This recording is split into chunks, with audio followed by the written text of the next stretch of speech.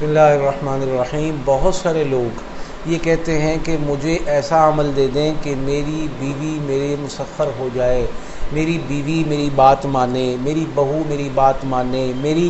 بھابھی میری بات مانے، میری بہن میری بات مانے، میری بیٹی میرا بیٹا میری بات مانے۔ یہ سب لوگ وہ ہیں کہ جن سے ہمیں روز ہی واسطہ پڑتا ہے۔ تو اب کیا ایسا طریقہ ہو، کیا ایسا عمل ہو، کیا مختصر ترین عمل ہو کہ جس کی برکت سے جائز حد تک یہ سارے کے سارے تسخیر ہو جائیں، مسخر ہو جائیں، مطلب ہماری کسی جائز بات سے انکار نہ کر سکیں۔ ساس کہتی ہے کپڑے دھو لو تو یہ دھو لے، تم برتن دھو لو یہ دھو لے، صفائی کر لو تو یہ کر لے، لیکن کبھی ساس اس کو اپنی بیٹی بنا کر یہ سب کچھ کہے، ان رویوں کے ساتھ یہ کہے، اپنے بیٹی کے کھانے اور اس کے کھانے کے حوالے سے یکسانیت پیدا کر کے یہ عمل کرے گی تو اس کا اثر کچھ اور ہوگا۔ اور شوہر بھی اپنی بیوی کے لیے یہ عمل کرے تو اس کو اپنی بیوی اپنا لباس سمجھے، کسی کی بہن بیٹی کسی کی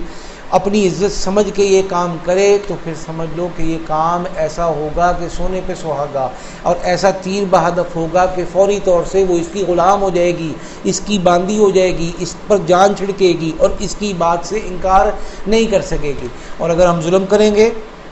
ہم اس کو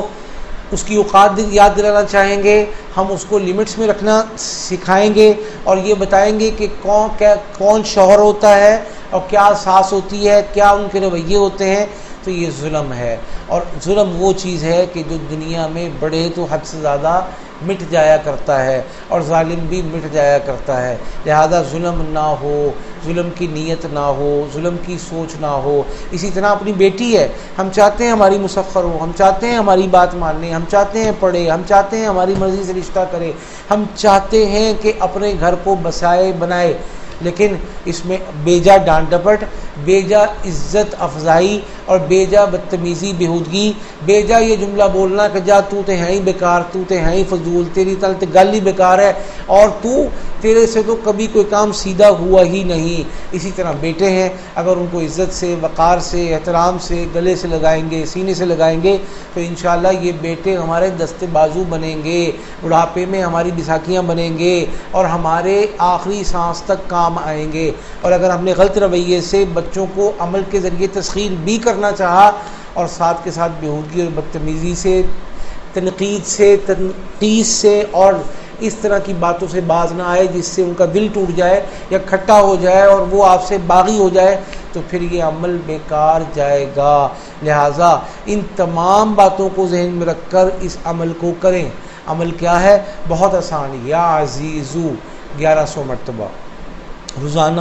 11 منٹ لگیں گے، اول آخر 3 مرتبہ درود پاک پاکی پہ ناپاکی میں کیا جا سکتا ہے، کریں گے انشاءاللہ اللہ کے حکم سے تمام معاملات درست ہوں گے۔ اور ہر فرد، ہر بندہ، یہ جتنی باتیں میں نے بتائی ہیں یہ سب بات مانیں گے۔ اور اگر بیوی چاہتی ہے کہ شوہر کو مسخر کر لوں،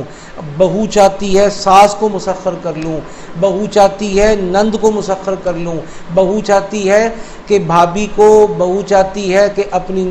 دیورانی جٹھانی کو، بہو چاہتی ہے دیور جیٹھ کو اس اعتبار سے مسخر کر لوں کہ میرے لیے پریشانیوں کا باعث نہ بنے، میرے راستے میں کانٹے بکھیرنا چھوڑ دیں، میرے راستے کے سارے کانٹے چنے جاتے جائیں، تو پھر وہ بھی یا عزیزو 1100 مرتبہ بالکل اسی ترتیب سے روزانہ پڑھے، منیمم 11 دن پڑھے، رویے کو ٹھیک کرے، ورنہ 21 دن یا 41 دن پڑھے۔ پاکی میں ناپاکی میں پڑھا جا سکتا ہے انشاءاللہ۔ اگر پڑھ کے کھانے پینے کی چیزوں پر دم کر کے کھلا پلا سکتی ہے تو کھلائے پلائے، نہیں تو تصور میں دم کر دے۔ انشاءاللہ ایسی تصویر اپنے مقابل کی مسخر کی سامنے آئے گی کہ آپ خود حیران، پریشان اور سرگرداں ہوں گے کہ مجھے نہیں امید تھی، میں نے اتنی محنت یقین سے نہیں کی تھی جتنا بڑا رزلٹ مجھے ملا ہے۔ لہذا اللہ کے نام ہوں یا مسنون دعائیں ہوں، اللہ کا کلام ہو یا دیگر باتیں اور دیگر اعمال جو آپ کہیں سے ملے، ان کا ادب اور ان پر یقین یہ اہم چیز ہے،